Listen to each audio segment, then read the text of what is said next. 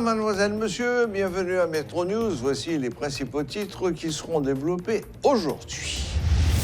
Des manifestants ont incendié ce mardi un petit avion appartenant à la compagnie aérienne Agap qui se trouvait sur le tarmac de l'aérodrome des Cayes. Une personne a été tuée lors de ce mouvement de protestation contre l'insécurité et notamment le kidnapping. Des milliers de personnes ont marché ce mardi à Port-au-Prince afin de dire non à l'insécurité et au kidnapping. Ce mouvement de protestation des membres de la société civile s'est déroulé sans incident majeur. Rencontre entre le Premier ministre Ariel Henry et les responsables de deux organisations professionnelles. À l'issue de ces discussions, ces structures ont ratifié une pétition réclamant notamment que l'état d'urgence soit décrété dans le cadre de la lutte contre les gangs.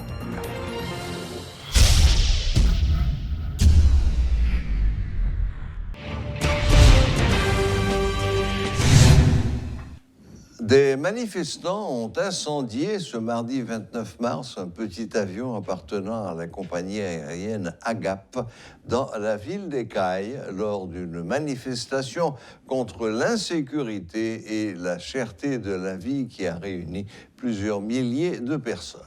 Pour en parler, nous avons avec nous notre correspondant permanent aux Cayes, Wichel Augustin. Bonsoir, nous en forme. Donc, nous disons nous en forme, mais on a regardé quand même comment ça y est. OK. Bon, tout le monde tout le monde entendait que dans la manifestation au Kaila, les manifestants ont boulé au avion et que t'as même un monde qui mourit par balle. Qui sont qu'à dire nous sur ça? OK, faut nous dire pour bilan manifestation, c'est yon mouri, une dizaine d'autres sortis blessés par balle et un avion boulé. Il faut retourner sur ça. Dans une dizaine de gens qui blessés par balle, il y a deux commerçants, plus un journaliste qui lui-même prend un pile coup de bâton dans mes agents Hugues Moyo qui était là sur place. Et ce journaliste, c'est correspondant radio méga dans Port-au-Prince et M.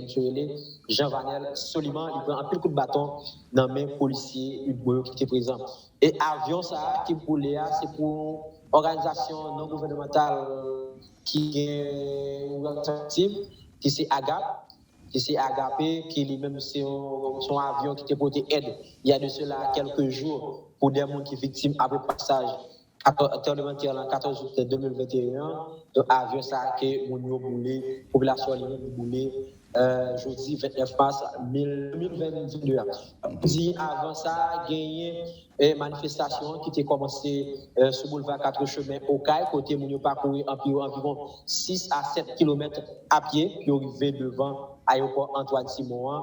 Et là, qui va arriver à environ 2 mètres de l'aéroport Antoine Simon, la police va lever gaz lacrymogène et puis tirer un pile balle et des balles caoutchouc et des balles réalité puisque il y a un clone ainsi connu qui moun camper dans zone Roche au pont qui va recevoir au cartouche dans tête et que tu vas rendre dernier soufflé dans l'hôpital général au Caille côté gen l'autre moun tout yo même recevoir un pile cartouche gen qui recevoir cartouche dans pied gen moun qui ont même blessé soit que la police les a couru donc tombé ça m'a fait un courage donc en gros c'est comme ça manifestation lui-même est déroulée aujourd'hui mardi 29 mars 2022 sans compter population qui était en colère ils ont arrivé entrer dans l'aéroport international ils ont metté avion avant ils font virer avec avion ça qui tout le monde vidéo viral donc ils ont viré avec avion ils ont metté le dehors et ils ont mis du feu là-dedans. Mm-hmm.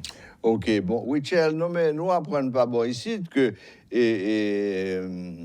institution, il y aurait les AGAP là, ou institution, j'en dis là, et qui a porté aide humanitaire dans un an, mais pas bon ici, je dis nous que son institution qui a fonctionné depuis 40 ans dans un an. Voilà, c'est une institution, je dis là, c'est vrai, et c'est depuis 40 ans ici en Haïti, il a fonctionné. Et en plus de ça, avion, ça, c'est pour accaper à percer qui fait un pile relation avec missionnaires, donc qui portent soit médicaments, soit manger, tout ça, pour qui ont même été victimes après le passage parlementaire à la 14 2021. Mais c'est très regrettable, ça arrivé, mais malheureusement, ça arrivé, bon, je ne vais pas dire rien encore, mais ça arrivé. C'est capable de dire tout que il y a un peu de monde qui réagit, il y a un peu de défenseurs de droits qui réagit sur ça qui a déploré et incident ça à côté avion boulé, mais on peut dénoncer complètement la police qui pas laisser la population l'autre choix qui fait ça au faire. Bon, et lors dit ça arrivé et avion boulé, ou avion pas qu'à bouler comme ça, et qui ça manifestant yo dit pour expliquer que yo décidé de mettre du feu dans l'avion? Qui raison yo bail pour ça? Ok, faut moi dire que avant, moi parlais avec deux trois manifestants qui ont même été déjà sur ça. Je dis que l'idée pas de côté bouler avion, mais qui veut descendre dans ville locale avec avion. Donc comme tout fait, si nous avons un comme ça, il devait descendre avec la ville locale. Mais c'est là la police vient intervenir, il tirer en pile cartouche et il y a qui sorti blessé. Donc il estime que était venu et il dit il piqué du feu dans l'avion que caca avion actuellement est devant aéroport Antoine Simon qui est sous national numéro 7 dans la zone la mode. Oui. Bon, enfin. D'accord. Mais donc si je comprends bien ce que et manifestation, il y a un pied d'affrontement entre manifestants et la police. Est-ce qu'affrontement a commencé tout de suite ou bien est-ce qu'affrontement violent a commencé le manifestant est arrivé dans l'aéroport? Ok, il faut prendre ces des milliers de monde qui ont même été dans la rue, qui ont dit non à la question d'insécurité, non à la question de kidnapping. Ils voulaient passer Matissan à l'aise sans problème, c'est ça qu'on a fait dans le temps. Donc, c'était objectif manifestation. Et depuis quelques temps, parce que son manifestation commence depuis dimanche, parce que 27, 28, 29, c'est 3 jours de mobilisation qui était gagnée dans la ville au CAI, côté des gens non à kidnapping, ni même voulu passer Matissan. Donc, c'est des milliers de monde qui étaient débarqués. Il faut nous dire qu'avant qu'ils aient arrivé à 2 mètres de l'aéroport Antoine Simon, les arrivés là, la police établit encore dans sécurité et les commencent à arriver, la police va tirer un pile gaz lacrymogène parce que les nous parlons de policiers, information que c'est que les manifestants eux-mêmes, ils ont des informations comme quoi ils vont prendre l'aéroport d'assaut. Donc c'est ça fait que expliquer que tu es obligé de riposter avec un pile gaz lacrymogène et même un balle réel pour te repousser les manifestants. Et c'est ça qui te va le prouver quand les manifestants qui fait que eux-mêmes ils arrivent entrer dans l'aéroport Antoine Simon et arriver mettre avion ça dehors après avant que tu circuler avec avion ça sur piste tout le monde capable de donc circuler avec avion sur piste yo monter sur avion yo virer de mettre le dehors yo mettre du feu là. OK. Bon, et tout bagaille rentrer dans l'autre courrier là. OK, non, fini. Ville était calme. Pas rien qui montre comme quoi il y a une manifestation, pas rien qui signe qui montre ça. Le local était calme, mais auparavant, matin, pas rien qui a fonctionné, l'école, banque, tout ça a été fermé. Et la veille, il y a un chop sound qui a marché, demandé la population rejoindre nous dans le mouvement qui a fait jeudi mardi 29 mars 2022. Très bien. Très bien, très bien. Bon, eh bien, Richard Augustin, merci en pile. Et merci pour précision ça. Et bon, donc vous confirmez-nous que l'ambiance était très chaud au CAI. Il y a un avion boulé, il y a des gens qui mourent, il y a des gens qui blessés par balle, mais que qu'on est là, tout le bagage calma, et pas rien qui a passé et qu'on est là dans la ville locale. Est-ce que il y a des autres manifestations qui sont prévues pour demain, après-demain? OK, il faut nous dire que nous parlons avec 2-3 personnes qui étaient dans tête mouvement ça.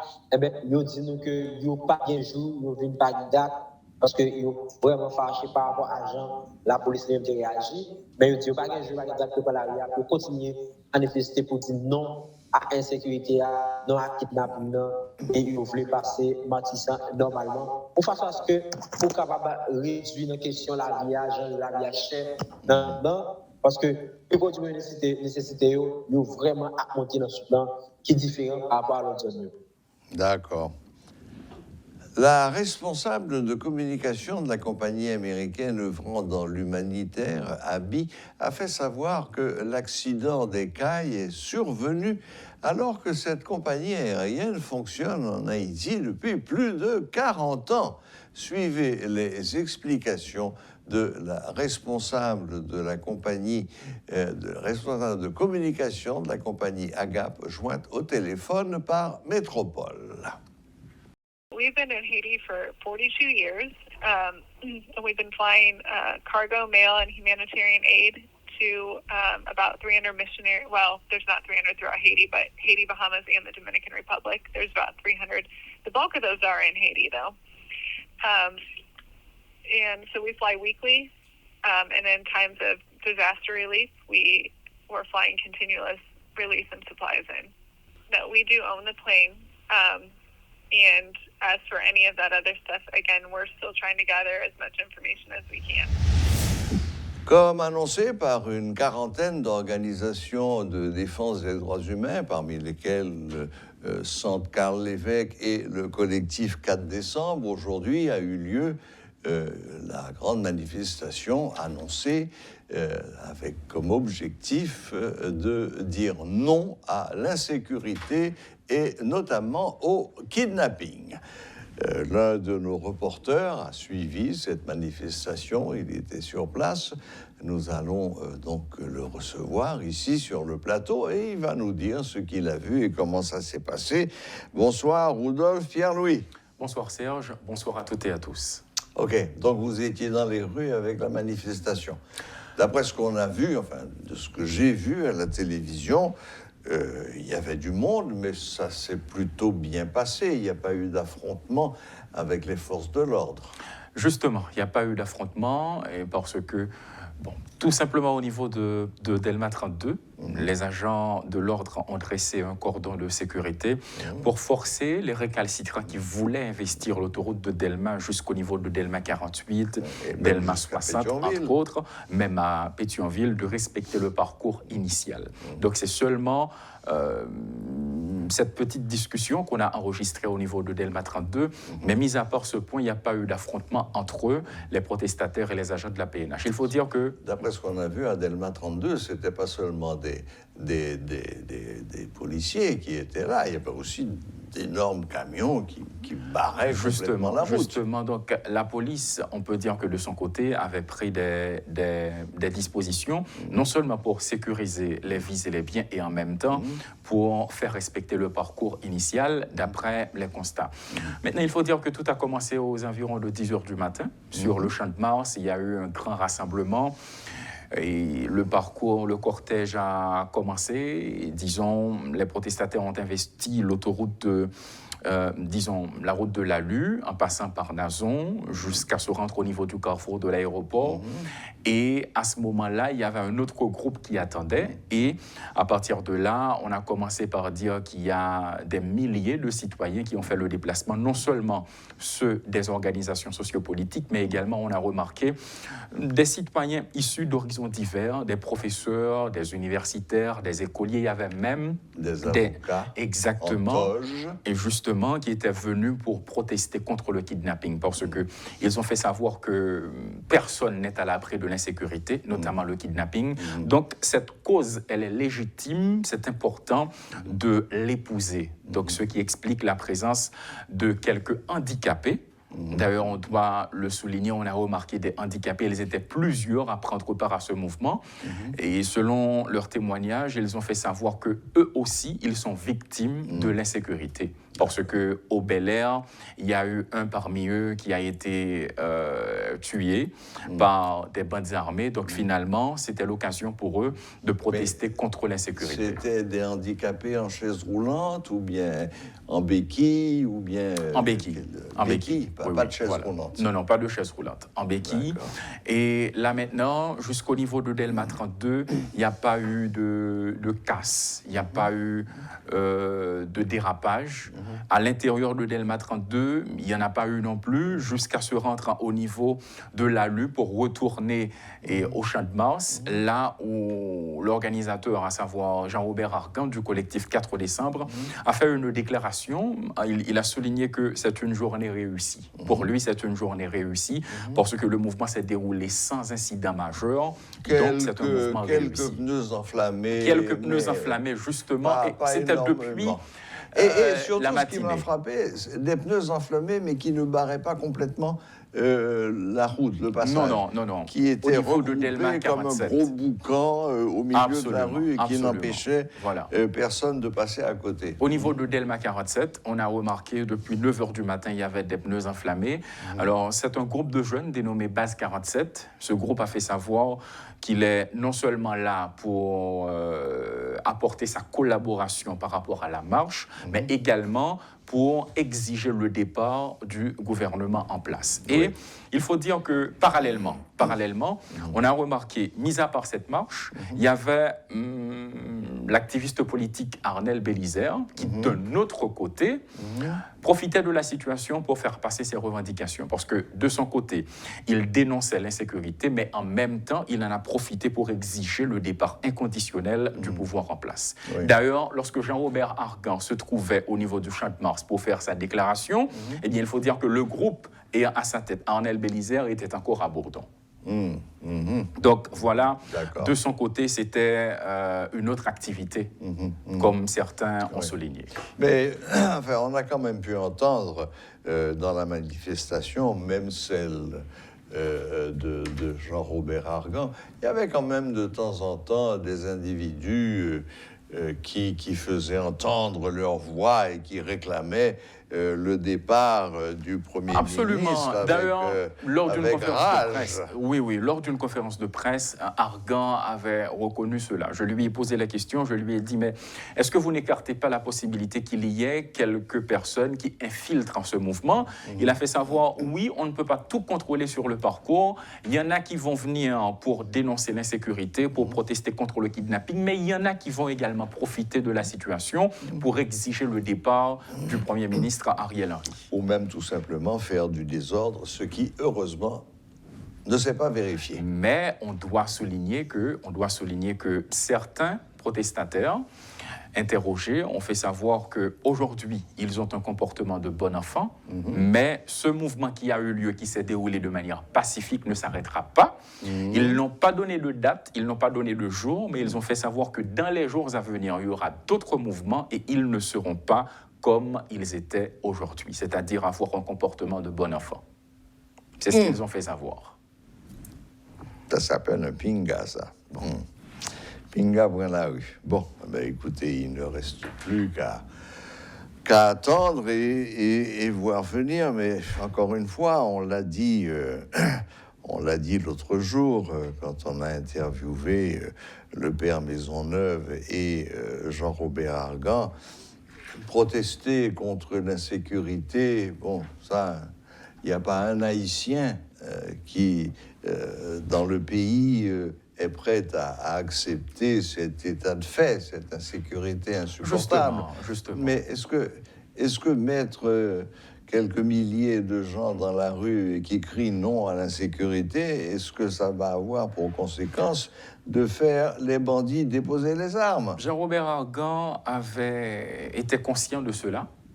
Et dans sa conférence de presse, il a dit que ce ne sera pas une manifestation de plus, mais ce sera une occasion pour eux non seulement de dénoncer, mais pour faire parvenir leurs cris dans les tympans des autorités. Bon, il n'avait pas donné trop d'explications là-dessus pour savoir comment, ça mais il paraît a un peu plus souligné logique. que, d'après lui, il y aura des retombées et les retombées seront positives. On attend pour voir, est-ce que vraiment dans les jours à venir, qu'est-ce qui va se passer? D'ailleurs, c'est ce que tout le monde souhaite, Que notamment le ciel ceux qui ont pris part l'entende. à la marche, que ce climat Très bien. d'insécurité cesse. Très bien, très bien. Eh bien, merci beaucoup, Rudolf. Merci d'avoir suivi cette manifestation pour nous et de nous faire un compte-rendu de ce que vous avez vu, entendu et constaté. Et puis, comme il y a maintenant une épée de Damoclès au-dessus de la tête qui nous annonce des manifestations qui ne seront pas aussi bon enfant, je reprends votre expression. Bon, Souhaitons qu'il y ait des signes concrets que l'insécurité est en train de reculer. En effet. On verra. Merci Rudolf. Voilà, c'était notre reporter Rudolf Pierre-Louis qui a suivi la manifestation de ce mardi 29 mars et qui vient de nous en faire le compte-rendu. Des organisateurs et dirigeants de partis politiques étaient présents à la mobilisation de ce 29 mars pour dénoncer la nette augmentation de l'insécurité dans le pays.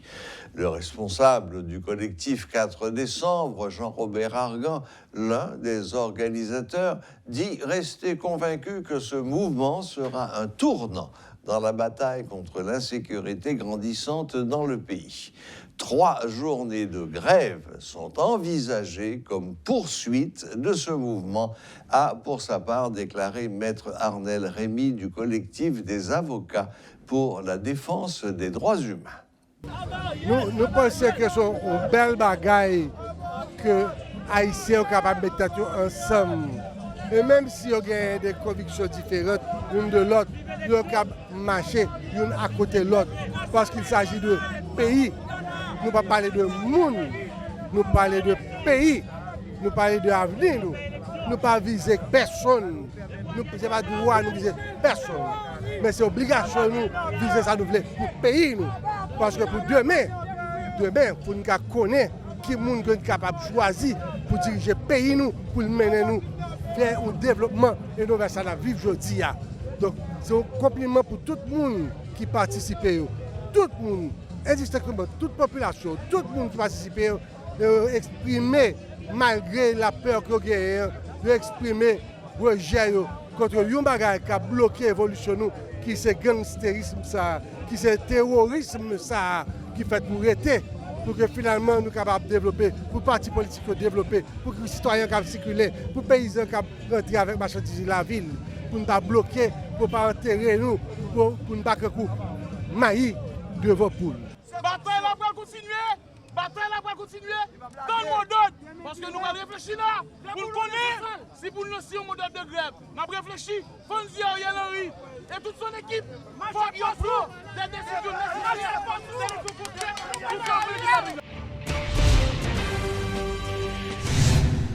Le Premier ministre Ariel Henry a rencontré lundi les responsables de 2 organisations professionnelles. Au terme de cette entrevue, ces structures ont ratifié une pétition réclamant notamment que l'état d'urgence soit proclamé et la guerre déclarée aux bandits. L'une des signataires, Raina Forbin, présidente de l'Association touristique d'Haïti, révèle que la seule avancée obtenue du chef du gouvernement est la création d'un comité public-privé chargé d'évaluer les avancées dans la lutte contre l'insécurité et de résoudre ce problème de manière scientifique. Elle estime par ailleurs que les demandes contenues dans la pétition sont réalisables à court et moyen terme et permettront à la société de fonctionner normalement. La restitution de la première activité du dialogue culturel binational a eu lieu le 24 mars dernier en République dominicaine. Le fruit de cette résidence artistique a été initié par le programme Dialogue culturel binational, Dialogo cultural binational, conçu et mis en œuvre par la Fondation Haïti Jazz et l'association Caracoli dans le cadre du programme de coopération binationale financé par l'Union européenne. Outre les 4 marionnettes géantes de carnaval, cet événement de restitution à la Quinta Dominicana donne lieu à une exposition de photos des ateliers ainsi qu'à la projection du documentaire sur le projet dans son ensemble. Suivez ce reportage de Rudolf Pierre-Louis. Santo Domingo, le 24 mars 2022, c'est ce jour qu'est présentée la restitution de la première activité du dialogue culturel binational.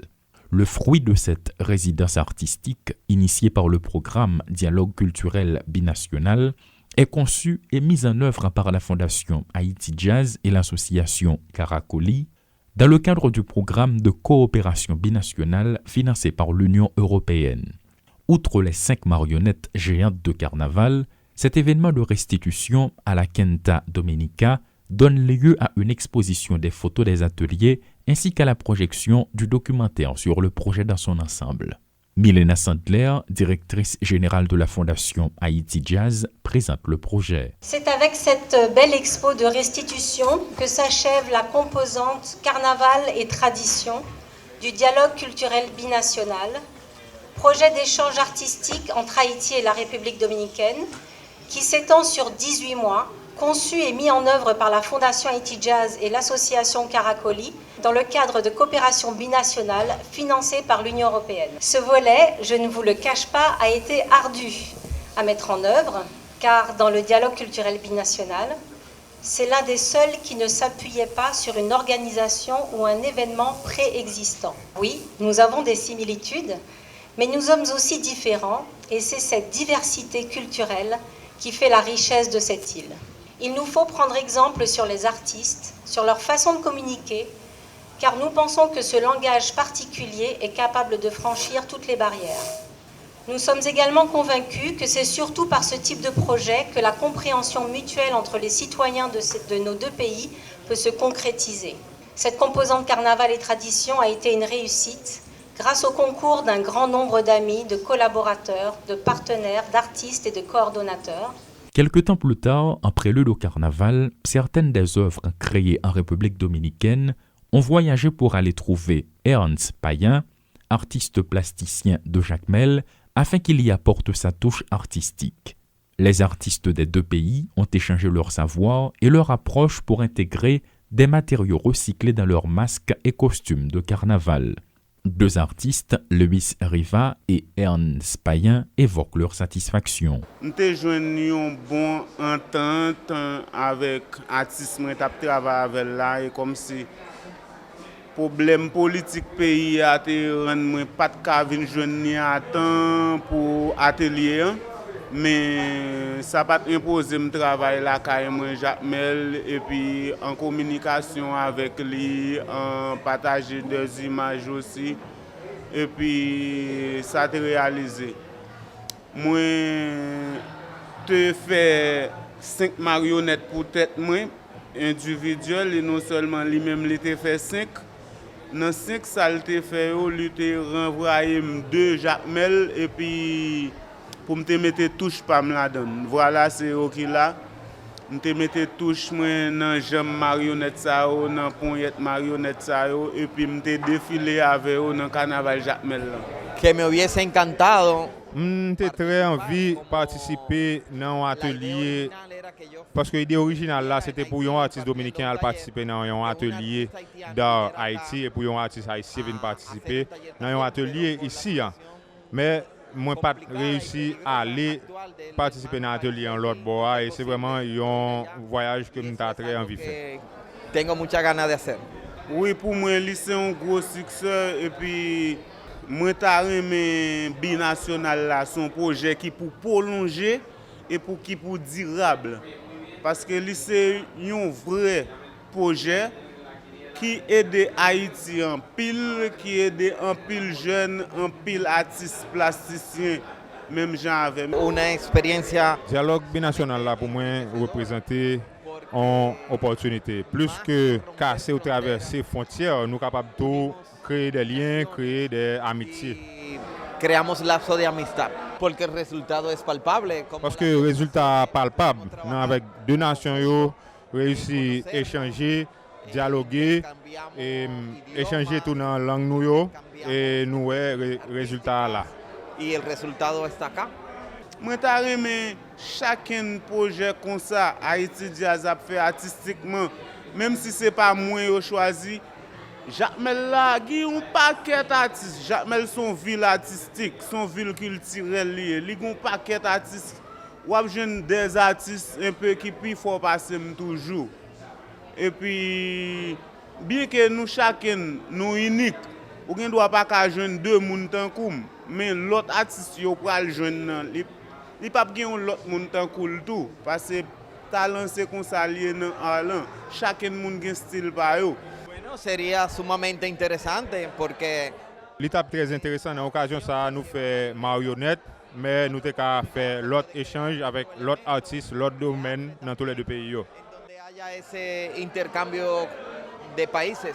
Dialogue culturel binational, dans le cadre des actions de l'Union européenne, vise à renforcer les connaissances mutuelles et la coopération binationale entre la République d'Haïti et la République dominicaine, un projet qui a pour mission de renforcer la collaboration binationale dans le domaine de la culture et de la presse en facilitant la compréhension mutuelle entre acteurs des deux pays. Elle donne accès à des formations musicales et techniques professionnelles continues, soutient l'éducation musicale, accompagne le développement de jeunes professionnels en leur offrant diverses plateformes de visibilité et d'emploi, promeut des activités musicales, préserve le patrimoine musical haïtien, sert de canal pour la diffusion, l'évolution et la promotion du jazz créole en Haïti et à l'étranger.